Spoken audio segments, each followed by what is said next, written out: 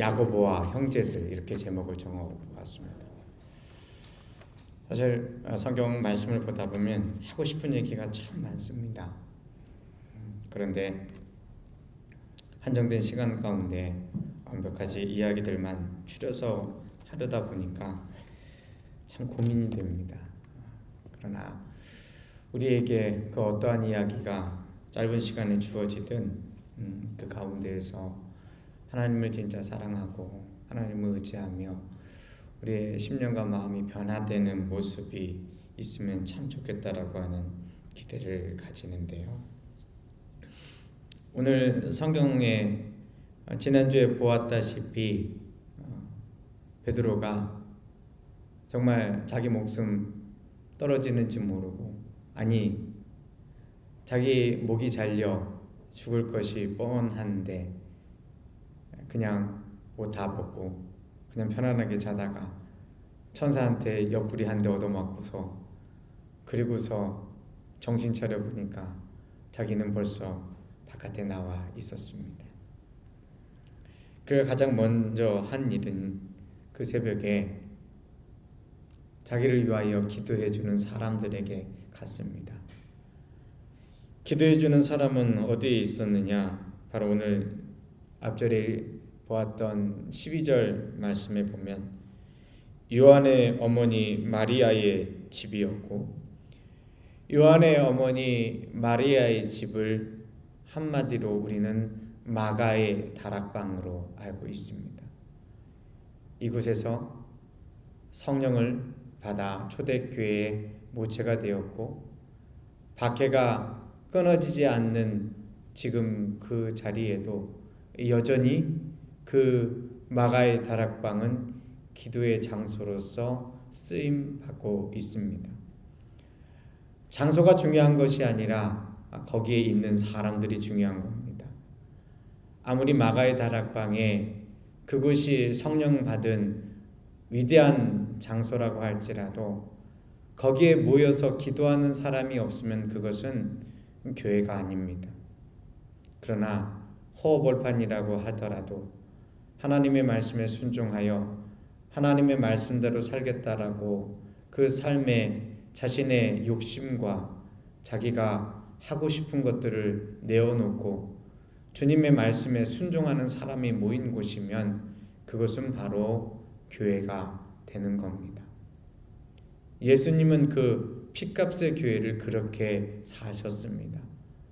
예수님은 장소를 산 것이 아니라 바로 사람을 사셨습니다.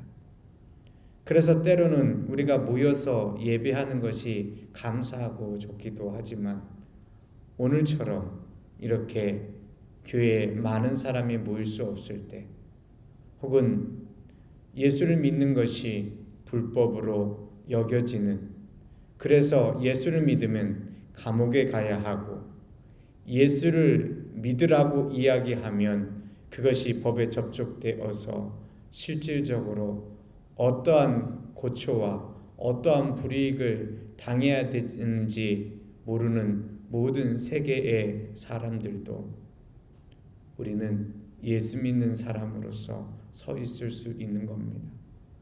장소가 아니라 사람, 곧 한 가족, 한 가정이 예수 믿는 가정으로서 바로 거듭나고 그 가운데 하나님의 나라를 이루면 그 예수 믿는 한 가정이, 그리고 예수 믿는 동기들이 두어 사람 모여서 같이 기도하고 예수를 의지하면 그 가운데 주님께서 함께 하시겠다라고 약속하셨고 실질적으로 그러하다라는 것을 우리는 알 수 있습니다. 한국교회가 잘못했던 것 중에 하나가 예수 믿는 사람들이 모여서 먹고 마시는 데에 모든 생각과 마음을 쏟아부었습니다.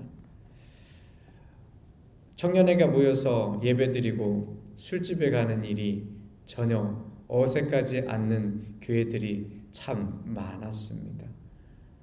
교회에서 목사와 전도사와 어울려서 알코올을 섭취하라고 한 적이 단 한 번도 없건만, 그럼에도 불구하고 한국교회 청년부의 현실이 무너졌던 가장 큰 이유 중에 하나가 주의 말씀대로 기도하고 주의 말씀대로 말씀 보고 주의 말씀대로 삶을 실천하며 그 삶을 살기보다는 그냥 모인이 좋고 모인이 할 말이 많고 모인이 그 가운데에서 여러 가지를 도모하다가 결국은 그 뿌리마저도 흔들리는 것 아니겠습니까? 그러니 군 입대를 하던 수많은 청년들이 자신의 본래 다니던 교회에서는 최선을 다하면서 교회 생활을 했었는데 군 생활을 하니 교회 생활이 되겠습니까? 당연히 안 되죠. 그러니 어디론가 숨어버리고 어디론가 사라졌다가 신앙도 잃어버리는 일들이 얼마나 많은지요. 중고등학교를 다닐 때까지는 신앙생활을 하다가 대학만 가버리면 결국은 너무나도 풀어진 생활 가운데에서 교회라고 하는 것이 나 자신이 함께 위하여 기도하는 사람이라는 것을 모르고 살다 보니 그 교회가 무너진 일이 얼마나 많은지요. 한 10년에 한 번씩 한국 갤럽에서 조사를 합니다. 종교의식에 대한 조사를 하는데 오늘날 사람들에게 이 코로나 시대를 지나가면서 80%에 가까운 사람들이 나한테는 종교가 필요 없다라고 얘기합니다. 그렇습니다. 기독교인에게도 종교는 필요 없습니다. 단 우리에게 신앙이 필요할 뿐입니다. 하나님을 의지하며 내 삶의 주권을 바꿀 신앙, 주님을 의지하며 내 삶의 주도권을 바꿀 신앙, 내게 용서할 수 없는 사람을 용서하라고 말씀하실 때 내가 기꺼이 무릎 꿇을 수 있는 신앙, 내가 일요일에 종교 생활이 아니라 일주일에 내가 월요일부터 토요일까지 살아가면서 그 가운데 하나님의 주권이 세워져서 내가 거룩한 믿음의 백성으로 말씀대로 살아갈 그 신앙, 그 신앙이 필요할 뿐이지 이 땅 가운데는 더 이상 종교가 설 자리가 없습니다. 그러고 보면 이 코로나는 너무나 다행스럽습니다. 교회를 향하여서 손가락질하는 사람들의 모습을 보며 교회의 본질이 무엇인지, 내가 신앙생활의 자리가 어떠했는지, 또한 무엇을 기대하면서 교회 생활을 했는지를 되돌아보고 이제는 진짜 예수 믿는 초대교회와 같이 나의 생명을 걸고 주님 앞에 예수 믿는 사람의 모습으로 되돌아올 수 있는 어찌 보면 마지막 기회가 되고 있습니다. 여기에서 진짜 예수 믿는 사람이 되느냐 아니면 여전히 교회 생활을 그리워하며 살아가는 사람이 되느냐는 나의 선택입니다. 또한 누군가 말하지 않을 때 조용히 찾아오시는 그 주님과 함께 친밀한 교제를 누리며 내 삶에서 가장 자유한 믿음의 생활을 할 것인지, 아니면 아무도 이야기하지 않으니까 내 맘대로 예배도 드리지 않고 성경도 보지 않고 기도하지 않고 그냥 내 맘대로 그냥 부대 일과 그리고 내 학업과 내 생활 속에서 내 사업의 터전에서 그냥 파묻혀서 세상만을 욕하면서 살아가다가 그게 자유한 줄 알았지만 실질적으로는 가장 마귀에게 속박되어 있고 사단에게 속아지는 그 엄청나게 억눌린 삶을 살아갈지 우리는 선택해야 합니다. 북한의 사람들과 중국의 사람들을 한번 지켜보십시오. 그들에게도 나라의 자부심이 있고 그들에게도 수많은 일들을 최선을 다하여 꿈과 비전을 갖고 있습니다. 그러나 어떠한 홍수가 일어났을 때, 자연재해가 일어났을 때 사람의 목숨이 목숨처럼 여겨지지 않는 수많은 일들을 수없이 봅니다. 그럼 우리나라는 그렇게 잘했냐라고 할 수도 있겠지만 그 안에 나는 자유하다고 합니다. 나는 행복하다고 합니다. 나는 먹고 사는 데에 별 문제가 없다고 합니다. 그런데 조금 더 자유를 가진 우리가 지켜보면 언론의 통제, 인터넷의 통제, 실질적으로 말하는 것의 통제, 여러 가지 상황과 모습 속에서 정말 자유하지 않은 것을 우리는 알고 있습니다. 역사를 잘 모르는 사람들은 이해하지 못하지만 천안문 사태를 비롯하여서 수많은 저 중국의 문화혁명을 비롯한 상황 가운데 얼마나 수많은 사람들이 피를 흘렸는지 모릅니다. 물론 우리나라에서도 5.18 민주항쟁 속에서 수많은 분들이 그 목숨을 잃고 여러 가지 어려움들과 고초를 처했지요. 그런데 절대적인 숫자와 역할들을 한번 봅시다. 우리나라 6.25 전쟁이 일어났을 때 얼마나 많은 사람들이 죽고 다치고 그 무덤 속에 들어갈 수밖에 없었습니까? 우리의 군 선배들이 얼마나 많은 사람들이 고생할 수밖에 없었습니까? 모든 나라가 유린되고 어려웠을 때 그때 북한이 저 3일 만에 서울에 와서 했던 첫 번째 방송과 모습은 이승만 괴뢰 정부로부터 서울을 해방하였습니다라고 하는 말이었습니다. 정말 그게 해방입니까? 제가 왜 이런 이야기를 하느냐, 이념적인 말을 하고 싶어서가 아닙니다. 우리는 신앙생활을 하지만 예수 안에서 해방하는 것이지 내 값어치와 내 생각과 내 능력으로 해방하는 것이 아닙니다. 사단은 우리에게 이야기할 것입니다. 예수만 버려라. 내가 예수만 버려라. 그 예수만 버리면 내 안에서 너는 해방할 것이다. 너는 내 맘껏 살아라. 너에게 도덕과 윤리와 값어치가 뭐 필요가 있겠느냐? 하나님의 말씀대로 살아갈 필요가 뭐 있겠느냐? 하나님의 말씀으로부터 자유하라. 그러면 너는 하나님으로부터 해방할 것이다. 그러나 그처럼 달콤한 말은 우리의 삶을 끄어두기는 말이요, 결국은 우리를 사단과 함께 저 무적행으로, 저 지옥으로 떨어뜨리는 것을 우리는 알고 있습니다. 그렇다면 우리는 이 삶 속에서 하나님이 주신 지혜와 지식을 가지고 주의 말씀대로 살기로 결단해 갈 필요가 있음을 오늘 말씀은 우리에게 알려주고 있습니다.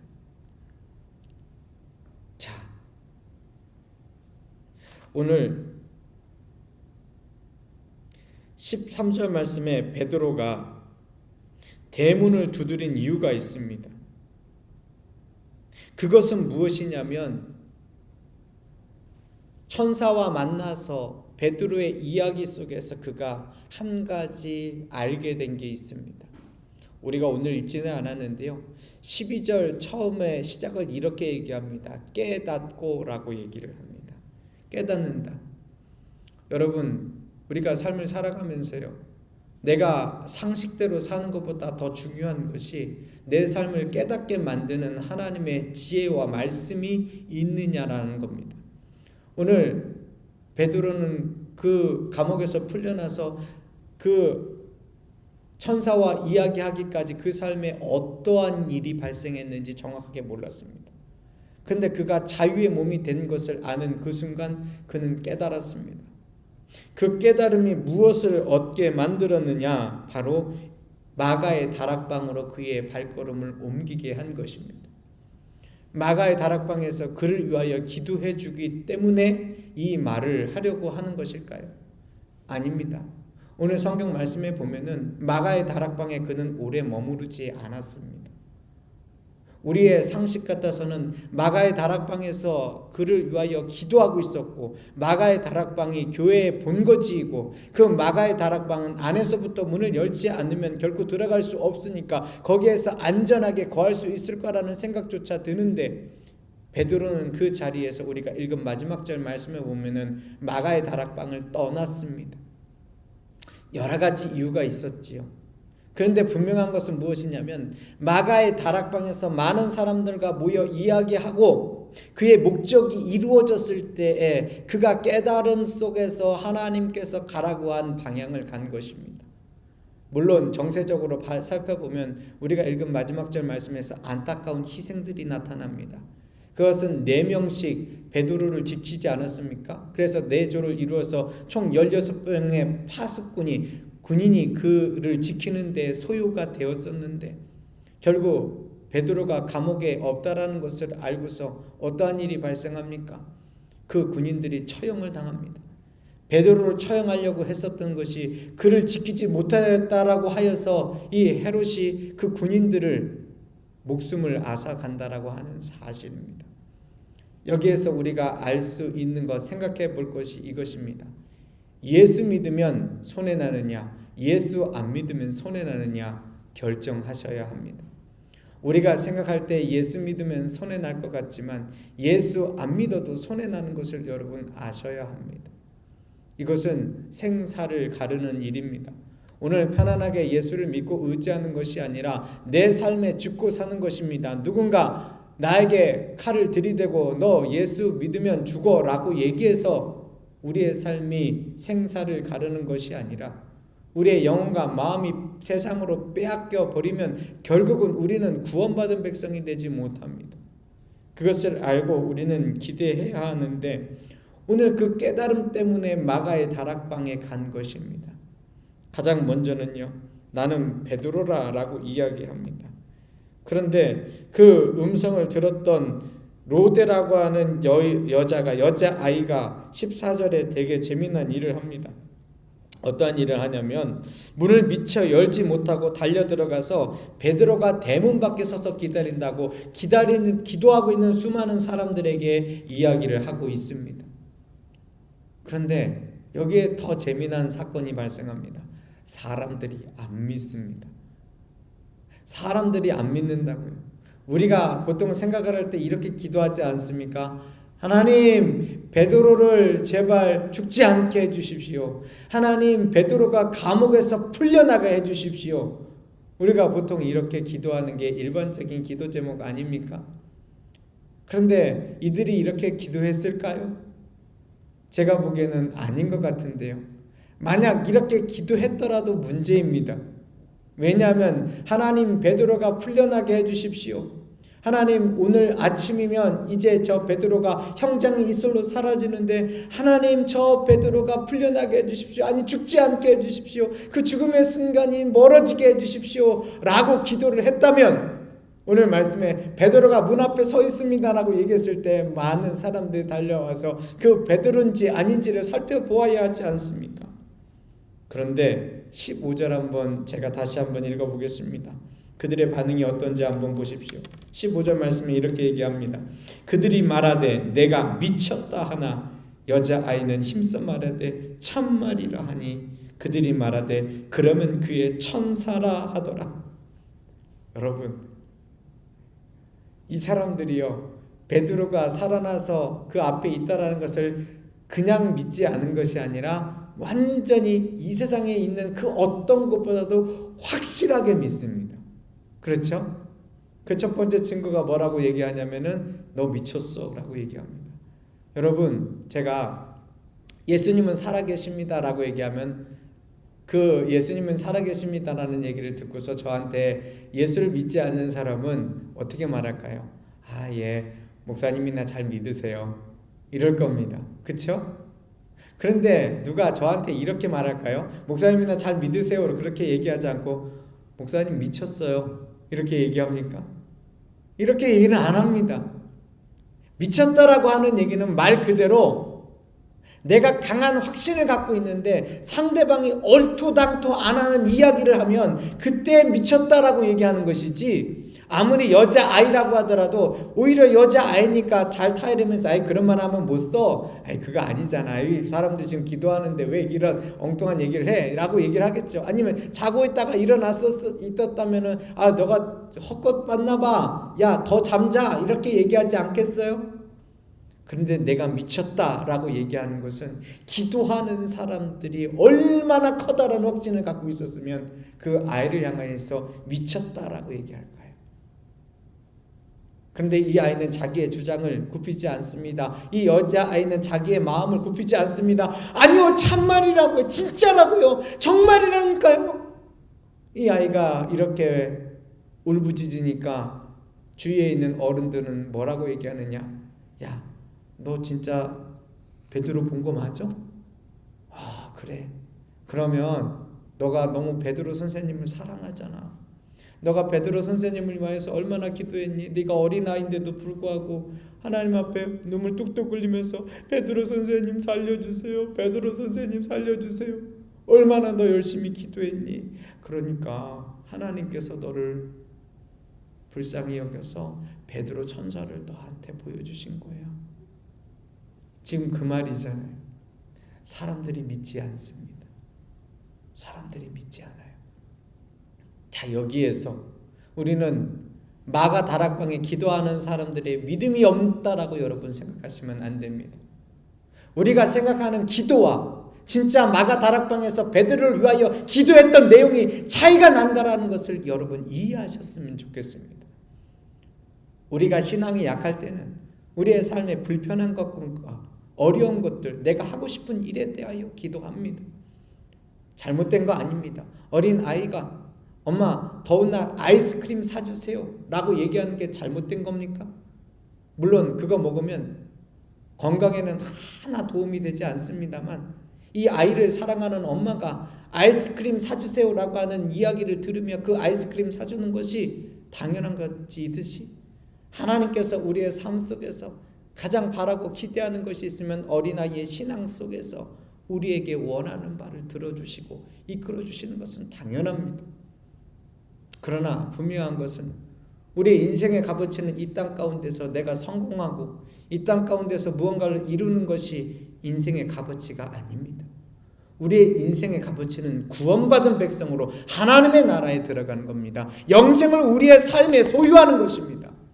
그런데 구원받은 백성으로 영생을 우리의 삶에 소유하는 것 가운데 내가 기도하는 내용이 얼마나 값어치 있는가, 얼마나 대단한 일인가라는 걸 생각해 보면은 어린아이가 여름날 아이스크림 하나 사주세요 하는 것보다 그렇게 큰 값어치가 아닐 가능성이 매우 높습니다.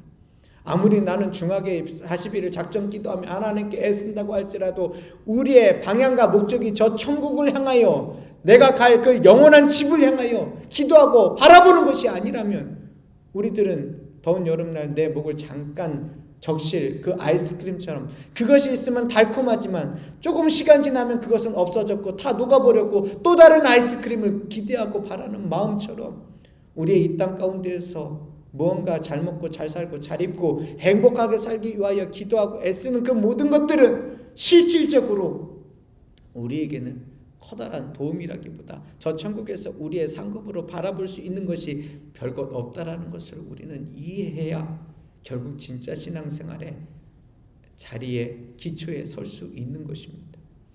그럼 이 마가의 다락방에서 이 아이를 향하여 내가 미쳤다, 내가 베드로의 천사를 보고 있다라고 얘기할 만큼 그들은 베드로를 향하여 무엇을 기도하고 있었을까? 그 기도의 내용은 바로 야고보와 같이, 순교한 야고보와 같이, 목이 잘린 야고보와 같이 하나님께서 그 영혼을 받아주시고 하나님의 뜻대로 이 나라 가운데 하나님의 나라가 세워지기를 기대하며 그는 온전히 주의 믿음의 신앙으로 말씀 앞에 순종하겠다라고 하는 기도를 그 자리에 드리고 있었을 가능성이 매우 높습니다. 그래서 그들은 믿음 없는 기도를 했었기 때문에 그 아이를 보고 미쳤다라고 얘기하는 것이 아니라 베드로가 그 자리에 있다라고는 생각할 수 없었던 그 환경과 여건 속에서 하나님, 저 베드로와 같이 나도 주님께서 순교의 제물로 받으시렵니까? 우리의 교회도 하나님께서 어려운 그 고난 가운데서 견디게 하여 주시는 겁니까?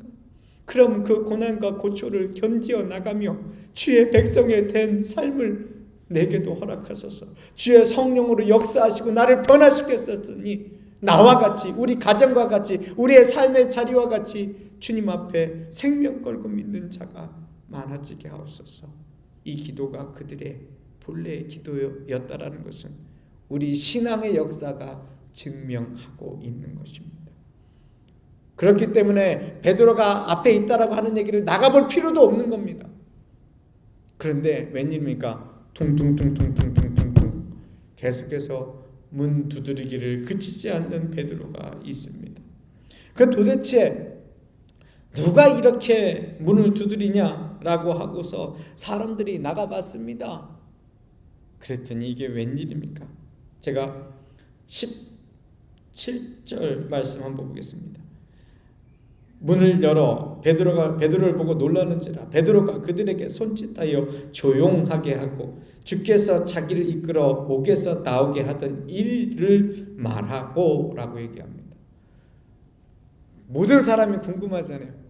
저 16명의 군인이 지키고 있는 이 베드로에게, 아니 이 새벽에 그가 착고가 풀리고 아무런 일도 없었는데 그가 형장에 있는 것이 아니라 베드로의 천사로 나타난 것이 아니라 그들 앞에 서 있는 베드로가 왜 서 있는지에 대하여 베드로는 조용하게 그 자신의 모든 일을 다 말합니다. 그런데요, 제가 오늘 성경 말씀을 읽으면서 여러분들에게 드리고 싶은 이야기는 이 앞에 지금까지 이야기가 아닙니다.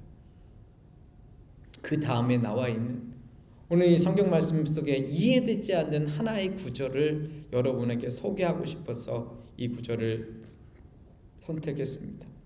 17절 하반절 말씀에 이렇게 얘기합니다. 또 야고보와 형제들에게 이 말을 전하라. 사실은 베드로가 깨달아서 이 마가의 다락방까지 가야 될 이유는 내가 이렇게 풀려났어 라고 하는 얘기를 사람들에게 알려주려고, 사람들에게 안심시키게 하려고, 나를 위해 기도해줬지, 나를 위해 기도해줬으니까 나 걱정하지 마, 이 말을 하려고 이 자리에 간 것이 아닙니다. 그가 깨달은 바는 바로 오늘 이 또라고 되어 있는 그 하반절 말씀, 야고보와 형제들에게 이 말을 전하라. 이 말이 무슨 말입니까? 오늘 내가 감옥에서 풀려났다. 그리고 지금까지 보았던 수많은 사건들, 그 예수님께서 부활 승천하시고 그들에게 성령 강림하셔서 교회들이 세워졌고 그 가운데서 우리에게 야고보는 순교했던 것을, 도대체 또 야고보가 누굽니까? 그 야고보와 그 형제들에게 이 말을 전하라 라고 하는 말을 마가의 다락방에 모여 있었던 교회의 핵심적인 초대교회 가장 온전한 사람들에게 말을 전하려고, 그 말을 하려고 그 자리에 갔던 겁니다. 그리고서 떠나 다른 곳으로 가니라. 그 마가의 다락방에 있는 초대교인들을 목회하려고 그가 간 것이 아니라 또 야고보와 형제들에게 이 말을 전하려고 그는 그 자리에 간 것이 분명한 것입니다. 그럼 이 야고보는 누구입니까? 이 야고보는 도대체 누구입니까? 사실 예수님의 제자 가운데 야고보가 둘이 있습니다. 그래서 큰 야고보, 작은 야고보라고 얘기할 수도 있습니다. 그러면 그 작은 야고보, 예수님의 제자에게 이 야고보라고 표현할까요? 그러면은 그게 얼마나 중요하길래 오늘 성경 말씀 속에 이 이야기를 적어 놓았을까요? 아닙니다. 어쩌면 순교하지 않은 또 다른 야고보 제자는 그들 가운데 같이 있었을 가능성이 매우 높습니다. 그럼 이 야고보와 형제가 누구냐? 이 야고보와 형제에게 전함으로 말미암아 여러분은 성경책 2권을 얻었습니다. 그게 무엇이냐? 야고보서와 유다서입니다. 이 야고보는 바로 예수님의 동생입니다. 그 형제는 예수님의 동생들입니다. 여러분, 예수님의 동생들은 예수님을 믿지 않았습니다. 자기의 친형이었지만 그 형이 어떠한 사역의 길들을 갔었을 때 결단코 그 동생들은 그 형이 잘한 일이라고 생각하지 않았습니다. 그런데 오늘 성경 말씀 속에 있는 이 야고보와 그 형제들에게 이 말을 전하고 난 다음에 야고보 그 사도행전 말씀을 계속해서 읽어보면 재미난 일이 발생합니다. 그 일은 무엇이냐면 야고보가 초대교회의 목사로 나타납니다. 야고보가 초대교회의 목회자로 나타납니다. 우리가 한 가지 알아야 될 상식은 야고보와 그 형제 곧 예수님의 동생들은 이 예루살렘에 있는 것이 아니라 바로 갈릴리 지역에서 어머니를 모시고 있었겠지요. 그런데 어느 순간 어느 순간 초대교회 지도자로서 예수님의 동생인 야고보가 나타납니다. 저는 오늘 성경 말씀 속에 베드로가 이 깨닫고라고 하는 말 속에서 그가 주의 사자가 시킨 대로 삶을 이루어 갔던 모습 속에서 해답을 찾았습니다. 그럼 왜 예수님의 동생을 불러야겠다라는 생각을 했었을까요? 이것은 베드로가 그의 인생이 죽음을 쫓아가다가 이제 새벽이면 형장이 이슬로 목이 달려지는, 이슬로 사라질 것을 생각하다가 하나님께서 왜 나를 살리셨지라고 하는 자각과 깨달음 속에서 이 일을 할 수밖에 없었습니다. 왜요? 예수님의 제자 야고보나 예수님의 제자 베드로나 똑같이 예수 믿는 사람이고 예수 그리스도의 성령으로서 가득한 사람입니다. 그리고 야고보가 죽음을 당한 것은 어찌 보면은 사고로 먼저 목숨을 잃어야 되는 사건이었을지 모르지만, 베드로가 죽어야 되는 것은 헤롯이 그의 인기를 얻기 위하여, 정치적인 힘을 얻기 위하여, 사람들에게 여론에 즐거운 형성을 하기 위하여 꼭 있어야 되는 숙명이었습니다. 하나님께서는 야고보를 형장이 이슬로 사라질 때, 그가 순교할 때 묵묵히 그것을 지켜보셨습니다. 하나님께서는 예수님의 제자 야고보가 목이 잘려 나갈 때 그것을 지켜보셨습니다. 하나님께서는 스데반이 첫 순교를 할 때 그 자리에서 그 일을 그냥 그대로 놔두셨습니다. 그런데 베드로가 기도를 열심히 했기 때문에 베드로를 살려주신 겁니까? 베드로가 최선을 다하여 무릎을 꿇었기 때문에 예수님께서 그의 생명을 연장시키신 것입니까? 베드로가 너무나 고초를 당했지만 그는 예수님의 수제자이기 때문에, 그래서 교회의 반석으로 세워주신다고 예수님의 말씀으로 약속하셨기 때문에, 그래서 그 베드로의 목숨을 살려주신 겁니까? 그가 묻지 않았을까요? 주님께 묻지 않았을까요? 그런데 그게 아니라는 겁니다. 야고보의 목숨은 가져가시고 베드로를 살려주신 이유는 바로 그 생명의 주권이 주님께 있으며, 베드로가 하나님이 허락하시는 교회의 주인이 아니라는 것을 그는 알게 되고 할 일을 찾았던 것입니다. 여러분 한번 생각해 보십시오. 만약 베드로가 감옥에 풀려나서 자기의 자신을 가리켜서 나는 예수님의 제자이며 예수님께서 나를 감옥에 그 형장의 이슬로 살아야지 하는 그 순간에 나의 목숨을 살려주셨어, 천사가 내 옆에 와서 나를 이끌어갔다니까, 나 자고만 있었는데, 나는 죽을 줄 알고 자고만 있었는데 내 목숨을 살려주신 나는 영웅이야, 이러고 돌아다니기 시작했다면 주의 교회가 세워질 수 있겠습니까? 아닙니다. 오직 신앙의 주인은 예수 그리스도, 그 예수 그리스도께서 그 예루살렘 교회, 그 초대교회도 책임지시고, 그가 아닌 예수님께서 주인된 것을 고백해야 되는 것이 그 삶에 그가 깨닫게 된 그 순간, 그 자신이 직접 이야기하는 것이 아니라 교회가, 교회 리더를, 교회 지도자를, 교회 일꾼을 세울 수 있도록 그는 하나님의 메신저로서 그 역할과 통로로 작용하기만 하면 된다는 것을 깨닫고 알았기 때문에 마가의 다락방에 가서 그의 무사한 것보다 더 하고 싶었던 말, 야고보와 형제들에게 이 말을 전한 것입니다. 그리고 기적은 그때부터 발생합니다. 예수를 믿지 않았던 그의 친동생 야고보, 그 동생들, 유다에 이르기까지 그 모든 사람들이 예수를 믿을 뿐만이 아니라 그 나사렛에서부터, 그 갈릴리에서부터 예루살렘에 와서 언제 죽을지도 모르는데 그 교회를 위하여 일하기를 시작하는 겁니다. 말씀을 마치겠습니다. 교회의 주인이 누구십니까? 나입니까? 교회의 주인공이 누구입니까? 나입니까? 아닙니다. 주님이십니다.